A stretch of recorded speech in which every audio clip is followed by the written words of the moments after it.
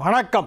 சனிக்கிழமை மே மாதம் 2ஆம் தேதி, பராபவ வருஷம் சித்திரை மாதம் 19ஆம் தேதி. இன்றைய நட்சத்திரம் விசாகம், திதி தேய்பிறை, பிரதமை திதி, ராகுகாலம் காலை 9 மணி முதல் 10:30 வரை, யமகண்டம் மதியம் 1:30 முதல் 3 மணி வரை, குளிகை நேரம் காலை 6 மணி முதல் 7:30 மணி வரை. நல்ல நேரம் என்கின்ற சுபஹோரைகள் காலை 7 மணி முதல் 8 மணி வரை, 10:30 முதல் 12 வரை, மாலை 5 மணி முதல் 7 மணி வரை. இன்றைய கிரக நிலவரம்: மேஷத்தில் சூரியன் புதன், ரிஷபத்தில் சுக்கிரன், மிதுனத்தில் குரு, சிம்மத்தில் கேது, துலாமில் சந்திரன், கும்பத்தில் ராகு, மீனத்தில் சனி செவ்வாய். இனி தெரிஞ்சுக்கலாம் வாங்க. ஆர்.எஸ். ஜெயக்குமார், முத்துப்பேட்டை. காஞ்சி மகா பெரியவரின் தம்பி, பூர்வாசிரம தம்பி சிவன் சார் பற்றிய அரிய தகவல்களை தாருங்கள். அவர் எழுதிய புத்தகம் ஏணிப்படியில் மாந்தர்கள் என்ற நூல் படித்திருக்கிறீர்களா? நான் படிக்கலைங்களே இன்னும். ஏணிப்படியில் மாந்தர்கள்னு புக் எழுதியிருக்காரா சிவன் சார்? தெரியாது எனக்கு. அப்படியே அவரை மாதிரியே இருப்பார். காஞ்சி மகா பெரியவர் வெள்ளை வேஷ்டி கட்டிட்டு அப்படி இருக்கும். அதுதான் டிஃபரன்ஸ். இவர் வெள்ளை, அவர் காவி. இவரும் கல்யாணமே பண்ணிக்கல.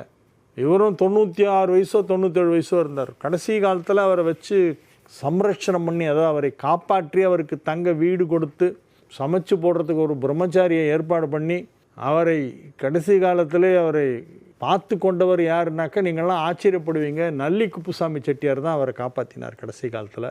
அவர் நிறைய தான தர்மங்கள் பண்ணியிருக்கார் நல்லி செட்டியார். ஆனால் வெளியில் சொல்லிக்கவே மாட்டார், ஒன்றுமே தெரியாத மாதிரி இருப்பார். அந்த மாதிரி அவர் செய்த பல தர்ம காரியங்களிலே ஒன்று காஞ்சி மகாபெரியவரின் கூட பிறந்த தம்பியான சிவன் சார்னு சொல்லுவாங்க. அவரை டி நகரில் அவருக்கு தனியாக ஒரு வீடே கொடுத்து அவரை வச்சு காப்பாற்றினவர் பத்மபூஷன் கலைமாமணி நல்லி குப்புசாமி செட்டியார் அவர்கள். நான் பார்த்துருக்கேன், சிவன் சார் நான் பார்த்துருக்கேன். தாங்கள் விஷ்ணு சகஸ்ரநாமத்தை பற்றி பலமுறை கூறியுள்ளீர்கள். அதில் வரும் 2 வரிகள், உணவில்லாதவர்கள் ஏழைகள் பாராயணம் செய்தால் பெரும் பொருள் செல்வம் அவர்களுக்கு கிடைக்கும் என்ற கருத்தை ஒரு முறை சொல்லியிருக்கிறீர்கள். இல்லை, நானே தான் சொல்லியிருக்கேன். என்னுடைய ஸ்பீச்சில் நான் அதை பல முறை சொல்லியிருக்கேன். ஸ்ரீத ஸ்ரீச ஸ்ரீநிவாச ஸ்ரீநிதி ஸ்ரீ விபாவன ஸ்ரீதர ஸ்ரீகர ஸ்ரேய ஸ்ரீமான் லோகத்ரயாஸ்ரய ஸ்ரீத ஸ்ரீச ஸ்ரீநிவாச ஸ்ரீநிதி ஸ்ரீ விபாவனக ஸ்ரீதர ஸ்ரீகர ஸ்ரேய ஸ்ரீமான் லோகத்ரயாஸ்ரய. இதை நிறைய முறை சொல்லுங்கள். சொன்னால் பணம் நிறைய வரும். பண கஷ்டத்தில் இருக்கிறவங்கலாம் இதை சொன்னால் ரொம்ப நல்லது. அந்த மாதிரி விஷ்ணு சஹஸ்ரநாமத்திலேருந்து பல பரிகாரங்களை எடுத்து சொல்லியிருக்கிறார்கள். எல்லாம் பெரியவர்கள் சொன்னது தான் நான் கன்வே பண்ணுறேன். அதே மாதிரி என்னுடைய தாயார் மரணப்படுக்கையில் இருந்தபோது கோமா ஸ்டேஜுக்கு போயிட்டாங்க. அப்போ நாங்கள் வைகுண்ட புருஷ பிராண பிராணத பிரணவப்பிரது இதை உட்காந்து சொல்லுவோம். நானும் எங்கள் 3 அக்காவும் வரிசையாக உட்காந்து டேர்ன் போட்டுக்கிட்டு, டேய் நீ 6 மணிக்கு வந்துடுறா, நான் வெளியே போகணுண்டா அப்படிம்பாங்க எங்கள் அக்கா. நான் 6 மணிக்கு போயிடுவேன் ஹாஸ்பிட்டலுக்கு. போனால் அடுத்து 9 மணிக்கு என்ன ரிலீவ் பண்ணுறதுக்கு அடுத்து இன்னொரு அக்கா வருவாங்க, 3ஆவது அக்கா வருவாங்க. மாற்றி மாற்றி மாற்றி மாற்றி ஹாஸ்பிட்டலில் எங்கள் அம்மா டெட் பெட்டில் இருந்தப்போ இந்த விஷ்ணு சஹஸ்ரநாமத்தில் இந்த வரி தான், வைகுண்ட புருஷ பிராண பிராணத பிரணவப்பிரது. இதை சொன்னோம். எங்கள் அம்மா கோமா ஸ்டேஜிலேருந்து திரும்பினாங்க, எழுந்து உக்காண்டாங்க, பேசினாங்க, நடந்தாங்க, சரியாயிடுச்சு. அதுக்கப்புறம் 2 பொண்ணு கல்யாணம் பண்ணியிருக்காங்க. எங்கள் 2 சிஸ்டர்ஸுக்கு மேரேஜ் எங்கள் அம்மா ரொம்ப சீரியஸாகி 2.5 வருஷம் ஹாஸ்பிட்டலில் இருந்திருக்காங்க. தீபாவளி பொங்கல் எல்லாமே ஆஸ்பத்திரியில் கொண்டாடி இருக்கோம் நாங்கள். டி நகர் சாதுல்லால் ஸ்ட்ரீட்டில் எம்கே சீனிவாசன் கிளினிக்கில் ஏர்லி 70s நடந்த சமாச்சாரம் இது. அதுக்கப்புறம் தான் எங்கள் 2 சிஸ்டருக்கு மேரேஜ் ஆச்சு. அதனால் விஷ்ணு சஹஸ்ரநாமங்கிறது இட் இஸ் அ பவர்ஃபுல் பரிகாரம். ஃபுல்லாகவே டெய்லி பாராயணம் பண்ணால் ரொம்ப நல்லது. பணம் வேணும், அதுக்கு எனக்கு ரொம்ப அர்ஜென்ட்டாக பணம் தேவைப்படுது அப்படின்னா அப்போ இதை சொல்லுங்கள். ஸ்ரீத ஸ்ரீச ஸ்ரீநிவாச ஸ்ரீநிதி ஸ்ரீ விபாவன ஸ்ரீதர ஸ்ரீகர ஸ்ரேய ஸ்ரீமான் லோகத்ரயாஸ்ரய இது சொல்லுங்கள். பணம் கிடைக்கும், இங்கேருந்தா கிடைக்கும். எனக்கு எத்தனையோ தடவை கிடச்சிருக்கு அந்த மாதிரி. ஆனால் அது உங்களுடைய நம்பிக்கை எவ்வளோ ஆழமாக இருக்கோ அதுக்கு தகுந்த அளவு கொடுக்குறாரு. அதை பார்த்துட்டேன். விமலா பார்த்தசாரதிங்கிறவங்க கேட்டிருக்காங்க. சென்னை 45. சிலர் சுவாமி படங்களை தொட்டு தொட்டு வணங்குவது சரியா? ஒன்றும் தப்பு இல்லையா? அது என்ன தொட்டு கண்ணில் ஊற்றிக்கிறான், ஒன்றும் தப்பு கிடையாது. What is wrong in it? கோவிலில் போய் உள்ளே இருக்கிற விக்கிரகங்களெல்லாம் தொடக்கூடாதும்பாங்க. நம்ம வீட்டில் படம் வச்சு நம்ம தொட்டு கும்பிடலாம், அதில் ஒன்றும் தப்பு கிடையாது. இதுவும் அவங்க தான், விமலா பார்த்தசாரதி. மேஷம், சிம்மம், தனுசு இவைகள் நெருப்பு ராசிகள் அப்படின்னு யார் சொன்னா உங்களுக்கு? அதெல்லாம் ஒன்றும் இல்லை. இவைகளில் மேஷம் சரராசி, சிம்மம் ஸ்திர ராசி, தனுசு உபயராசி எல்லாமே நெருப்பு ராசிகள். இவைகளின் தத்துவம் என்ன சார்? ராசிகளில் சரம், ஸ்திரம், உபயம்னு 3 உண்டு. மேஷம், கடகம், துலாம், மகரம் எல்லாம் வந்து சரம், மூவபிள். சரம்னாக்க மூவ் ஆகும். அடுத்தது வந்து ஸ்திரம், ரிஷபம், சிம்மம், விருச்சிகம், கும்பம் இதெல்லாம் வந்து ஸ்திரம். அப்புறம் உபய ராசிகள்னு சொல்கிறது வந்து மிதுனம், கன்னி, தனுசு, மீனம் இதெல்லாம் உபயராசிகள்னு சொல்லுவாங்க. அதெல்லாம் வந்து எதுக்கெல்லாம் பார்ப்போம்னா, இப்போது வீடு கிரகப்பிரவேசம் பண்ணுறதா இருந்தால் சரராசியில் போய் பண்ணாத, சர லக்னத்தில் பண்ணக்கூடாது, உபய லக்னத்தில் பண்ணலாம்னு சொல்லி ஒரு ஏதோ ஒன்று சொல்லுவாங்க. சிரம் அமையலை அன்றைக்கி அப்படின்னா உபயத்தில் பண்ணலாம். ஃபார் எக்ஸாம்பிள் 8ஆம் தேதி முகூர்த்தம் வந்து மூணு விதமாக நான் வந்து கல்யாணத்துக்கு ஒரு டைமிங்கு, கிரகப்பிரவேசத்துக்கு ஒரு டைமிங்கு, மற்றதுக்கு ஒரு டைமிங்னு அதே ஒரே டேட்டில் நான் வந்து 3 விதமாக பிரித்து கொடுத்துருக்கேன். அன்றைக்கி ஃபுல்லாகவே நாள் நல்லா இருக்குது 8-5. ஆனால் அதில் வந்து உபயராசியில் தான் வந்து கிரகப்பிரவேசம் பண்ணலாம், ஸ்திர ராசியில் வந்து பண்ணலாம், ஸ்திர ராசியில் விவாகம் பண்ணலாம், மற்ற சுப நிகழ்ச்சிகள் பண்ணலாம். சரராசியில் வந்து சிலதெல்லாம் பண்ணலாம். அந்த சரலக்னமாக, ஸ்திர லக்னமாக, உபயலக்னமாக எந்த டைமிங் வருது அந்த நேரத்தில் அப்படிங்கிறத பொறுத்து அது வந்து ஒரு சுபகாரியத்துக்கு ஒரு விதமாக அதை பயன்படுத்தலாம். ஒரு சில சுபகாரியங்களை சரத்தில் செய்யக்கூடாது, ஸ்திரத்தில் தான் பண்ணணும். சிலது ஸ்திரத்தில் பண்ணாமல் உபயத்தில் பண்ணால் இன்னும் நல்லது. அந்த மாதிரி நிறைய இருக்குது. அதில் பொதுவாக வந்து போடுவாங்க, கேலண்டர்லலாம் போட்டுருவாங்க, இந்த சுப முகூர்த்த நாள் 9-10 அப்படின்னு போட்டுருவாங்க. எக்ஸாக்டாக 9-10 வரைக்கும் அந்த லக்னம் இருக்காங்கிறதெல்லாம் பார்க்கணும். சில நேரத்தில் 8:45 ஆரம்பித்து அது சீக்கிரம் முடியும். அன்புமிகு பரணிநாதரே வணக்கம். யாரையா இது? RS ஜெயக்குமாரா? இப்போ இப்படி ஒரு டைட்டிலாக எனக்கு. பஞ்சசம்ஸ்காரம் என்றால் என்ன? அது வைணவர்களுக்கு மட்டுமே உள்ளதா? அப்படின்லாம் இல்லை சார். பஞ்சசம்ஸ்காரம்னு வந்து 3 விதமாக சொல்லப்படுறது சார். முதல்ல வந்து குழந்தைக்கு வந்து நாமகரணம், சவுளம், கர்ணவேதை, அன்னப்பிராசனம் அதெல்லாம் சேர்ந்து ஒரு பஞ்சசம்ஸ்காரம் வரும். அதுக்கப்புறமா உபநயனம், விவாகம் அதெல்லாம் சேர்ந்து அது ஒரு பஞ்சசம்ஸ்காரம் வரும். சிசுவுக்கு வேறு, யுவாவுக்கு வேறு, விருத்தாளுக்கு வேறு இருக்குது. 3 விதமான பஞ்சசம்ஸ்காரங்கள் இருக்குது. அதில் வைணவர்களுக்கு தனியாக இருக்கா அப்படின்னு எனக்கு தெரியல. வைணவர்களுக்கு தனியாக என்ன இருக்குது? அவங்க வந்து சமாசிரியம் பண்ணிப்பாங்க, மற்றவங்களாம் பண்ண மாட்டாங்க. அதுதான் வித்தியாசம். மற்றபடி எல்லாருக்கும் ஒன்று தான். வேதத்தில் சொல்லப்பட்ட விஷயங்கள் எல்லாமே வந்து எல்லாருக்கும் பொதுவானது தான். வேத காலத்தில் இந்த பிரிவெல்லாம் கிடையாது, அப்புறமா ஏற்படுத்தினது தானே இதெல்லாம். மேஷ ராசிக்கு இது மிக மிக சிறப்பான நல்ல நாள், ரொம்ப நல்லா இருக்குது. ராசியிலே பூர்வ புண்ணிய ஸ்தானாதிபதி உச்சமடைந்திருக்கிறது என்பது ஒரு அற்புதமான யோகம். 2ஆம் இடத்திலே 2 குடைவன் ஆட்சி பலம் பெற்றிருக்கிறான் என்பது மற்றொரு யோகம். 7ஆம் இடத்திலே உள்ள சந்திரனை குரு பார்க்கிறது என்பது மற்றொரு யோகம். 7ஆம் இடத்திலே சந்திரன் அமர்ந்து கொண்டு அப்பொழுது குரு பார்த்தால் திருமணமாகாத மேஷராசிக்காரர்களுக்கெல்லாம் இன்னைக்கு திருமணம் நிச்சயமாகும். இன்னைக்கு வர ஜாதகம் ஓகே ஆகிடும்.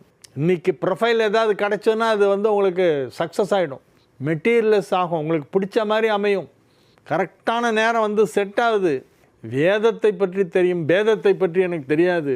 சைவ வைணவ பேதம் என்றால் என்னவென்றே தெரியாது. என்ன எங்கள் அப்பா அப்படி வளர்த்துட்டார். திருப்பதிக்கு போயிட்டு வரும்போது காளகஸ்தி தரிசனம் பண்ணிட்டு வருவோம், போகும்போது திருத்தணி முருகனை தரிசனம் பண்ணிட்டு போவோம். சைவ வைணவ பேதம் என்றால் என்னவென்றே தெரியாதபடி என் தந்தை என்னை வளர்த்திருக்கிறார். அவர் டெய்லி 11 தரம் விஷ்ணு சஹஸ்ரநாமம் பாராயணம் பண்ணுவார். எங்கள் அப்பா காலையிலேருந்து அவர் போகும்போது நடக்கும்போதெல்லாம் விஷ்ணு சஹஸ்ரநாமம் சொல்லியே நடப்பார். காரில் போனாலும் சரி, நடந்து போனாலும் சரி, ட்ரெயினில் பொறுத்தையும் சரி, அது மாட்டில் ஓடிக்கிட்டே இருக்கும் அவருக்கு.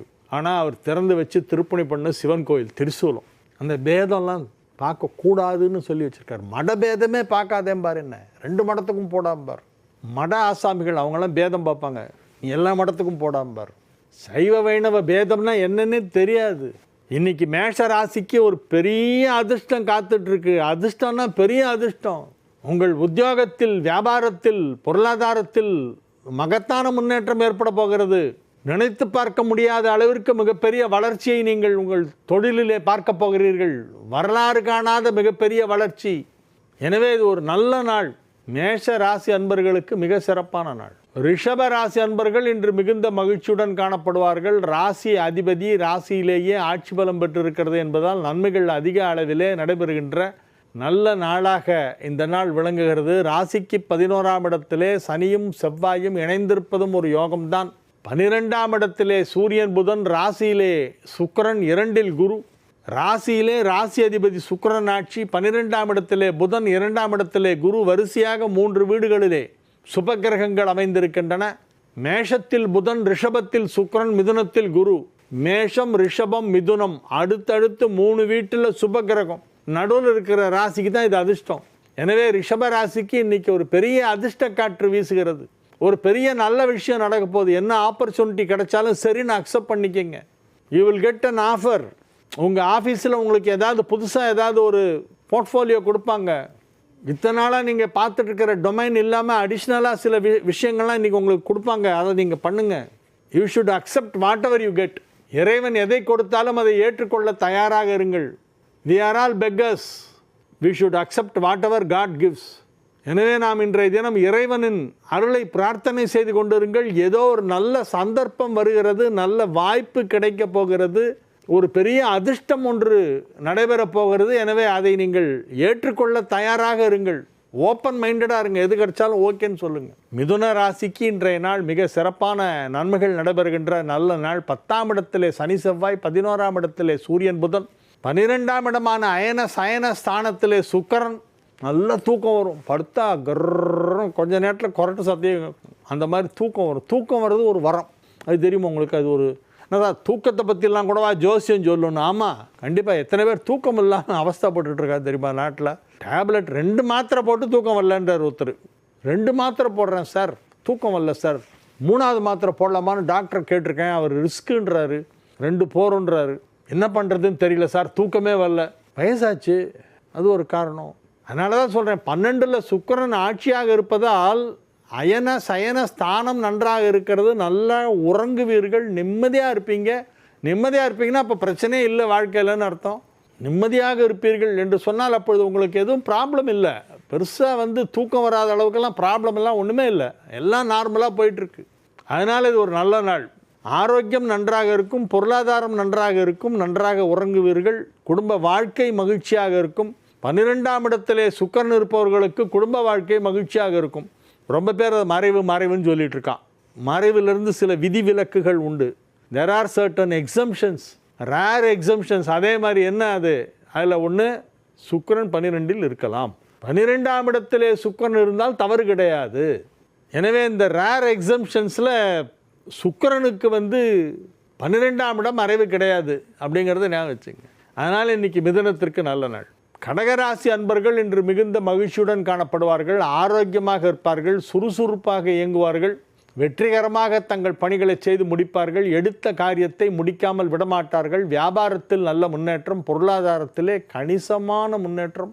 2 குடைவன் உச்சம், 11 குடைவன் ஆட்சி. எனவே பொருளாதாரத்தில் நல்ல முன்னேற்றம் ஏற்படும். கடகராசிக்கு இன்று பொருளாதார வளர்ச்சி கணிசமாக உயரும். குறிப்பிட்டு சொல்லும்படி ஒரு கணிசமான வளர்ச்சி பொருளாதாரத்தில் ஏற்படும். எனவே இது ஒரு நல்ல நாள். சிம்ம ராசி அன்பர்கள் இன்று மிகுந்த மகிழ்ச்சியுடன் காணப்படுவார்கள்.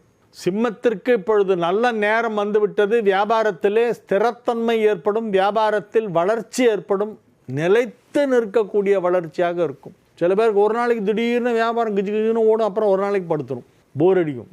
அந்த மாதிரி இல்லை, ஒரு சஸ்டெயின்டு growth, நீண்ட காலத்திற்கு தொடர்ந்து நல்ல வியாபார வளர்ச்சி ஏற்படக்கூடிய நேரம் இப்பொழுது வந்திருக்கிறது என்று சொல்லலாம்.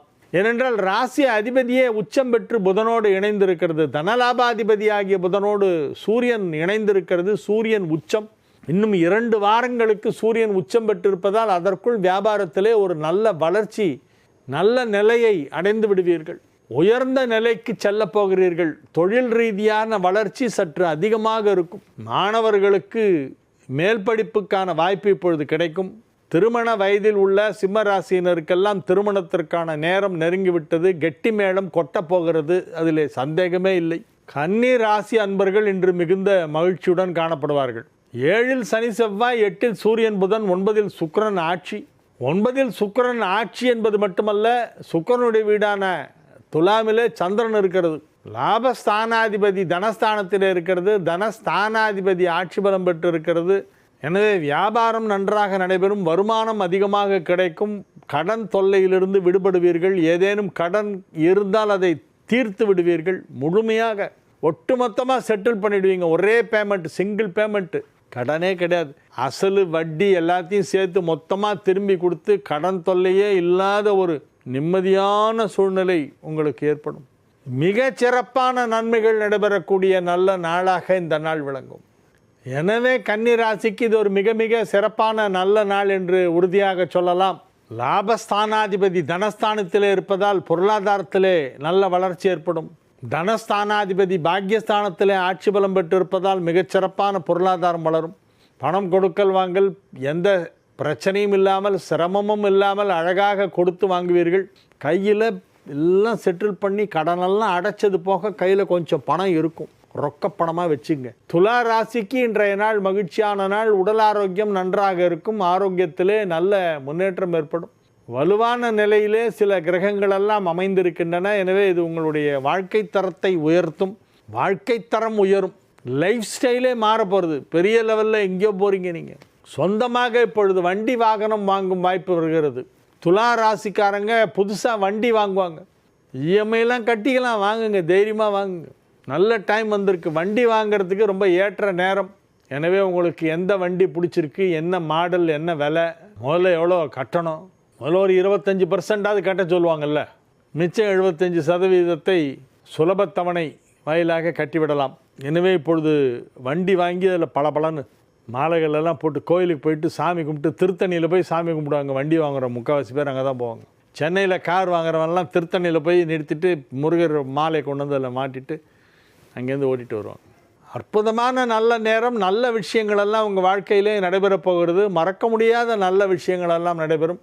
உங்கள் குடும்பத்தில் யாருக்காவது இப்பொழுது திருமணம் நடைபெறும். யார் திருமண வயதில் இருக்கிறார்களோ அவர்களுக்கு திருமணம் நடைபெறும். விருச்சிக ராசிக்கு இன்றைய நாள் மிக மிக சிறப்பான நன்மைகள் எல்லாம் நடைபெறுகின்ற நல்ல நாளாக விளங்குகிறது. 9 குடைவன் 12ஆம் இடத்திலே மறைவு பெற்றிருப்பதால் செலவுகள் சற்று அதிகமாக ஏற்படும். இருந்தாலும் அது பாக்யாதிபதி என்பதால் நல்ல செலவுகளைத்தான் ஏற்படுத்தும். நல்ல செலவுகள்னால் சந்தோஷமான செலவுகள், மகிழ்ச்சியான செலவுகள். உங்களுக்கு பிடித்த பொருட்களை வாங்குவீர்கள். உங்களுக்கு பிடிச்ச மாதிரி லேட்டஸ்ட்டு பிராண்டு ஏசி வாங்கி மாட்டுவீங்க வீட்டில். Split AC latest brand. அதே மாதிரி புதுசாக ஃப்ரிட்ஜு வாங்கினோன்னு சொல்லுவாங்க. உங்கள் வீட்டில் இருக்கிறவங்க டபுள் டோர் ஃப்ரிட்ஜ் வாங்குவீங்க. காட்ரேஜ் சைஸுக்கு இருக்கும். உள்ளுக்குள்ளே ஒரு மளிகை கடையே வைக்கலாம், அவ்வளோ பெரிய ஃப்ரிட்ஜு. இந்த மாதிரி விலை உயர்ந்த பொருட்களை எல்லாம் வாங்குகின்ற ஒரு சுப செலவு இப்பொழுது ஏற்படும். குடும்பத்தில் சுப நிகழ்ச்சி நடைபெறும். குடும்பத்தில் யாருக்காவது திருமணம் நடைபெறும். நீங்கள் திடீரென வெளிநாடு போகலாமா, வெளியூர் போகலாமா, சுற்றுலா சென்று வரலாமா என திட்டமிடுவீர்கள். போகலாம், சென்று ஜாலியாக என்ஜாய் பண்ணிட்டு வாங்க. மகிழ்ச்சியான நல்ல நிகழ்ச்சிகளிலே நீங்கள் கலந்து கொள்ளக்கூடிய நல்ல நேரமாக இந்த நாள் விளங்குகிறது. தனுசு ராசிக்கு இன்றைய நாள் மிக சிறப்பான நாள். நன்மைகள் அதிக அளவிலே நடைபெறுகின்ற நல்ல நாள். தனுசு ராசியிலே உள்ள மாணவர்கள் மிக சிறப்பாக படித்து அடுத்த நிலைக்கு உயர்வார்கள். கல்வித்தரம் உயரும். மேற்படிப்பு படிப்பதற்கு வாய்ப்பு கிடைக்கும், அட்மிஷன் கிடைக்கும், பணம் கிடைக்கும். ஃபீஸ் கட்டுறதுக்கு வேண்டிய பணம் முதற்கொண்டு கிடச்சிரும், எல்லாமே கிடைக்கும். நேரம் வந்ததுன்னா எல்லாம் டக்குன்னு நடக்கும். இப்போ மேல் படிப்புக்கான வாய்ப்பு மிகச்சிறப்பாக இருக்கிறது. ரொம்ப ரேரான கோர்ஸ் எல்லாம் படிக்காதீங்க. ஈஸியாக வேலை கிடைக்கிற மாதிரி கோர்ஸ் படிங்க. சில பசங்க என்ன பண்ணுறான், ஏதோ ரொம்ப ரேர் சார் இது நான் படிச்சிருக்கேன் அப்படின்றான். சரி, நீ ரேரான ஒரு விஷயம் படிச்சிருக்க, எங்கே போய் ஜாபு பண்ண போகிற அப்படின்னா, இது டென்மார்க் ஸ்வீடனில் தான் சார் வேலை கிடைக்கும். அப்போ ஏன்டா இங்கே படித்த அப்படின்னு. ப்ராக்டிக்கலாக இருக்கணும். என்ன படித்தா வேலை கிடைக்கும், என்ன வேலைக்கு போனால் ஈஸியாக சம்பாதிக்கலாம், அதெல்லாம் யோசிக்கணும். நம் நாட்டில் இன்னும் பிரபலமடையாத சில படிப்புகள்லாம் இருக்குது. அதெல்லாத்தையும் சில பேர் படிச்சுட்டு அப்புறம் வேலை கிடைக்கலையே, நான் ஃபாரின் போயிடுறேன், அங்கேயே போய் உட்காந்து இருக்கிறேன், அங்கேயே வேலை கிடைக்கும். சரி போகணும், பேரண்ட்ஸ் அனுப்பிடுவாங்க. ஒரு ஃப்ளாட்டை விற்று பையனை ஃபாரினுக்கு அனுப்பிடுவாங்க. அங்கே போய் என்ன பண்ணுவான், ஜாலியாக சுற்றின்னு இருப்பான், கிளப்புக்கெல்லாம் போவான், எல்லாம் பண்ணுவான், டான்ஸ் கின்ஸ் எல்லாம் ஆடிக்கின்னு ஜாலியாக லைஃப்பை அவர் தலைவர் அங்கே வந்து மிதந்துன்னு இருப்பார். இவங்கெல்லாம் வந்து பையன் வேலை தேடிட்டு இருக்கான்னு நினச்சிட்டு இங்கே உட்காந்துருப்பாங்க. அப்புறம் ஒரு ஸ்டேஜில் செலவுக்கு காசு இல்லைன்னு உடனே அவன் வந்து பெட்ரோல் ஸ்டேஷனில் வந்து பெட்ரோல் போடுவான். நம்ம ஊருக்காரர் ஒருத்தர் பெட்ரோல் போடுறதுக்கு போகும்போது அந்த பையனை கூப்பிட்டு, டே நீ நீ நீ இந்தியனாடா, நீ சவுத் இண்டியனானா? ஆமாம் சார், நான் தமிழன் தான் சார் அப்படின்னு. ஏன்டா இங்கே வந்து போட்டுட்ருக்க, என்னடா வேலை பண்ணுற நீ அப்படின்னா, படித்தேன் சார், இங்கே வேறு எதுவும் வேலை கிடைக்கல, அதனால் இந்த செலவுக்கு பணம் வேணுமே, அதுக்காக பெட்ரோல் பங்கில் வந்து பெட்ரோல் போடுற வேலை பண்ணுறேன் சார் அப்படின்றான். அப்புறமா அந்த பையனை விசாரிச்சு இங்கே வந்து பார்த்தா அவங்க அப்பா 2 வீடு வச்சுருக்காரு. அப்பாவும் கவர்மெண்ட் சர்வீஸ் ரிட்டையர்டு, அம்மாவும் government service retired, 2 independent house வச்சுருக்காங்க. எக்கச்சக்க சொத்து பணம்லாம் இருக்குது. இவனுக்கு போய் அங்கே பெட்ரோல் பங்கில் பெட்ரோல் ஊற்றணுன்ற அவசியமே இல்லை. நல்ல வேலை கிடைக்கலையா, கிளம்பி வந்துட வேண்டியதானே, இங்கே ஏதாவது ஓன் பிஸ்னஸ் பண்ணிக்கங்க. என்ன பண்ணு, இந்த மாதிரி நிறைய பசங்க சார் பாவமாக இருக்குது. ஃபாரின் போகணும், அது ஒன்று தான் உங்களுக்கு தெரியுது ஒழிய என்ன பண்ண போகிற ஃபாரினில் போய். அங்கே போன உடனே உனக்கு என்ன ரெக்கார்ட் வெல்கம் கொடுக்க போகிறாங்களா? அங்கே போன உடனே உனக்கு வேலை ரெடியாக வச்சுருக்காங்களா? இந்தியாவில் வர இன்கம் போல் 5 மடங்கு அதிகம் வந்தால் தான் அங்கே போகிறதுல அர்த்தம் இருக்குது. அதை பற்றியெல்லாம் யோசிக்காமல் நான் ஃபாரின் போவேன் அப்படின்னு அடம் பிடிக்க வேண்டியது. சரி போயிட்டு வாடான்னு சொல்லி பேரண்ட்ஸ் அனுப்பி விட்றாங்க. அங்கே போய் வேலை கிடைக்காம கடைசியில் ஹோட்டலில் வந்து டேபிள் க்ளீன் பண்ணுறது, டிபார்ட்மெண்டல் ஸ்டோரில் வெயிட்டு தூக்கி எடுத்துன்னு போய் கீழே வைக்கிறது, வெயிட்டு தூக்குற வேலை, எடுபடி வேலை, அடியாள் வேலை பண்ணிகிட்ருக்கான். இங்கே எல்லாமே இருக்குது, வசதிகள்லாம் இருக்குது. எல்லாத்தையும் விட்டுட்டு ஃபாரின் மோகத்தில் போய் கடைசியில் நல்ல வேலையும் கிடைக்காம கெரியரும் கெட்டு போய் கல்யாணமும் ஆகாமல் நிறைய பசங்க இந்த தப்பு பண்ணுறாங்க. ஆனால் இப்பொழுது தனுசு ராசிக்கு நேரம் நன்றாக இருக்கிறது, நல்ல வேலை கிடைக்கும். மகர ராசி அன்பர்கள் இன்று மிகுந்த மகிழ்ச்சியுடன் காணப்படுவார்கள். வெற்றிகரமாக உங்கள் பணிகளை செய்து முடிப்பீர்கள். நல்ல பெயர், புகழ், செல்வாக்கு உங்கள் அலுவலகத்திலே உங்களுக்கு கிடைக்கும். பதவி உயர்வுடன் கூடிய ஊதிய உயர்வு கிடைக்கும். உத்தியோகத்தில் உள்ளவர்களுக்கு நல்ல முன்னேற்றம் ஏற்படக்கூடிய நாளாக இந்த நாள் விளங்குகிறது.